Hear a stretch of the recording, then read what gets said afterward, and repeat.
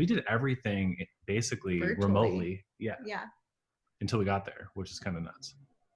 We hadn't even seen the venue until we got there.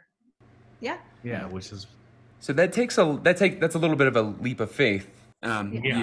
Because if anyone's done Airbnb before, the photos always make it look so like grand and spectacular, and you get there and you're like, okay, this is not what I signed up for. I feel like you guys got lucky in that. I mean, that was just an amazing location. It was all around. I want to go back. But how long after your wedding did you wait before you guys honeymooned? We left from Maui, I think the day after, to go to Kauai. Yeah. And that was our honeymoon. How fun. It would have been, I don't know, it would have been nice to spend a little bit more time with our friends and family after the wedding, maybe another day or so, but a lot of people left like the next day, so we did as well. And Kauai was cool. I liked it. Yeah, a lot more low key. It was very low key. So you couldn't have picked more of a picture perfect location. And one of my sneakily favorite parts in looking back is whenever Hayley posts photos that is specifically that it was USA Today, was it? Or was it People Magazine? Oh my gosh. Yeah. So wearing white to your wedding. Oh my God. I get such a kick out of the comments and everyone losing their mind like, who is this person wearing white to this wedding? They're so offended. But you guys have like diehard fans, and they're like, they have your back. I kind of love that.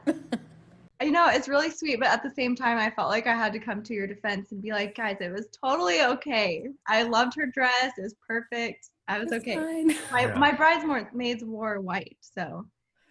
Yeah, and I love that you made your own rules, because I think you have got to be one of the best, well, now I can call you a designer. I'm going to say one of the best designers I've ever collaborated with, because I feel like we just had no issues. We knew exactly what you wanted. It was so much fun. You were so decisive, which is so important, I think, for the creative process.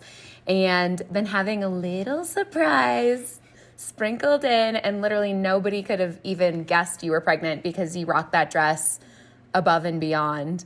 But I love that you made your own rules, and that like the bridesmaids wore white. And for the record, my dress was light blush, but it was very white.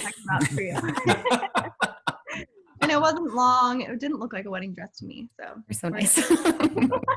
But yeah, I had so much fun designing my dress with you too. It was like something I looked forward to for weeks before I would like go and meet you in person. I'm like, oh my gosh, I'm going to see Hayley soon. She would be like dying inside to show me, because she was so excited and like looking at the sketches, and she would come out of the room crying and like, oh, I'm so excited.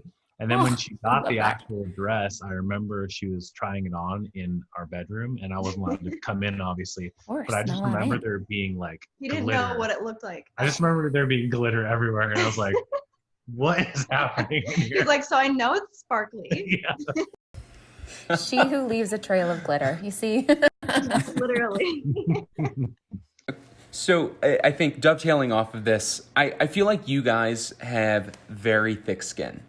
And I'm curious, and especially in such a divisive time where people are looking for more reasons to criticize than give accolades.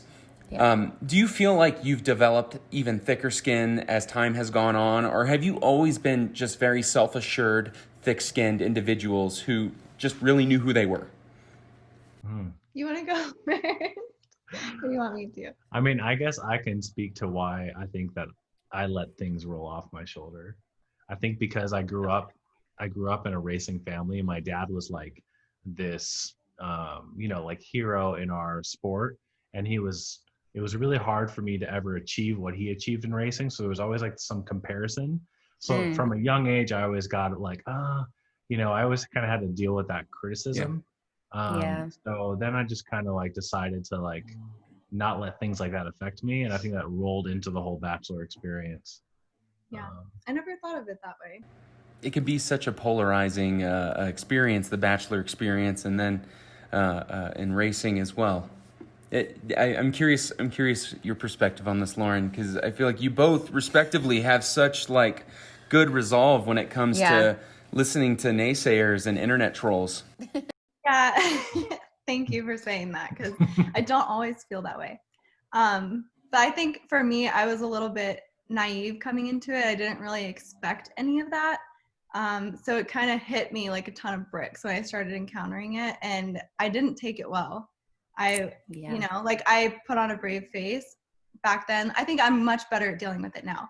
But back then I would like put on a brave face as much as I could, but it definitely affected me behind closed doors. And a lot of times he was like my sounding board. And I'm like, do you think I'm ugly? Do you think this? Like things that people would say. And he's like, no.